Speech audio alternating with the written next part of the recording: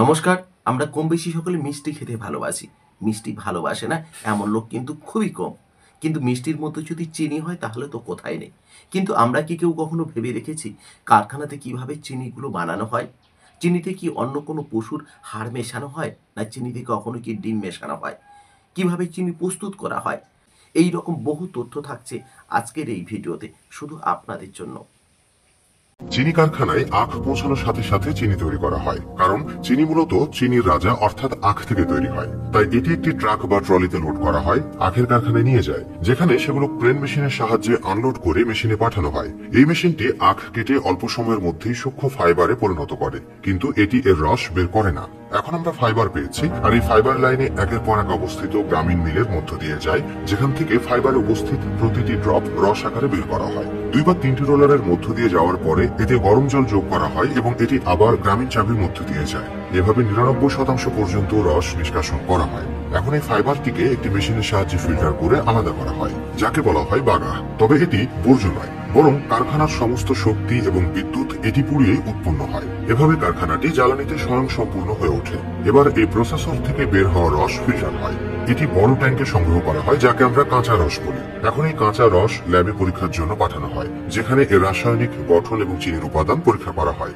Lab টেস্টের পরে রসটি প্রতিক্রিয়া ট্যাঙ্কে পাঠানো হয়, যেখানে প্রয়োজন অনুসারে চুন যোগ করা হয় এবং সালফার গ্যাসও নির্গত হয়। তারপর 5 থেকে 6 ঘন্টা যন্ত্রের সাহায্যে মেশানো হয়। এ সময় ব্লিচিং এবং ক্ষারযুক্ত এশিয়ান কি প্রক্রিয়া করা হয়, যেখান থেকে এটি ক্ল্যারিফায়ার ট্যাঙ্কে পাঠানো হয়। তারা একই ট্যাঙ্কে এটি পূরণ করে এবং সেখানে রেখে দেয়, এবং কিছুক্ষণ পর সমস্ত কাদা স্থির হয়ে যায়। একটি পরিষ্কার হলুদ রস পলল আকারে উপরে থাকে।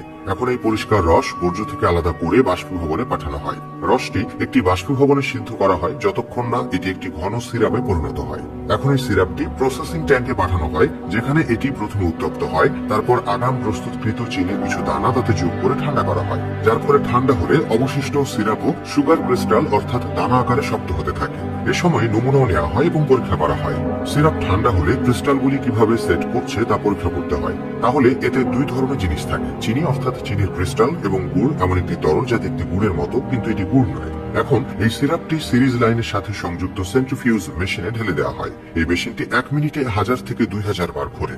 এই মেশিনে ডাবল ফিল্টার লাগানো থাকে, যাতে চিনির ক্রিস্টাল বের হতে না পারে, গুড় বের হয়, কিন্তু এই গুড়েও কিছু চিনির স্ফটিক থেকে যায়। অতএব এই গুড়টি একটি সেন্ট্রিফিউজ মেশিনের মাধ্যমে 2-3 বার পাস করা হয়, যাতে বেশিরভাগ চিনির স্ফটিক অপসারণ করা হয়। এখন এই চিনির স্ফটিক এটি সংগ্রহ করে কনভেয়ারের সাহায্যে চালকের কাছে পাঠানো হয়, যেখানে এই মৃদু ও উষ্ণ পরিবেশে শুকানো হয়।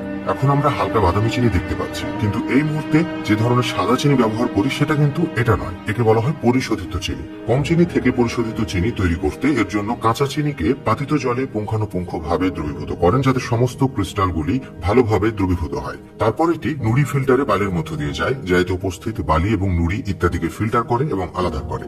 সেখান থেকে তারপর ডিক্লারেশন ট্যাঙ্কে পাঠানো হয়, আর এভাবেই তৈরি হয় চিনি। বর্তমানে পৃথিবীতে যত মানুষ রয়েছে অধিকাংশ মানুষের কিন্তু সুগার ধরা পড়ছে। মিষ্টি খাওয়ার আগে, চিনি খাওয়ার আগে আপনার বয়স যদি 40 পেরিয়ে যায়, অবশ্য মেডিকেল টেস্টের ভেতরে সুগারটা পরীক্ষা করান। তাতে আপনার দীর্ঘায়ু বাড়বে, আপনি দীর্ঘজীবী হতে পারবেন। তো আজকের ভিডিও এই পর্যন্ত। সবাই চিনি বেশি খান, সকলে মিষ্টি খান, মিষ্টি কথা বলুন, মিষ্টি কিছু ভাবুন, নতুন কিছু করুন। তো আজকের এই ভিডিও এই পর্যন্ত। দেখা হচ্ছে নতুন কোনো পর্বে, নতুন কোনো এপিসোডে। তত সময় সকলে ভালো থাকবেন। সকলকে যাওয়ার আগে আর একবার নমস্কার ও ধন্যবাদ।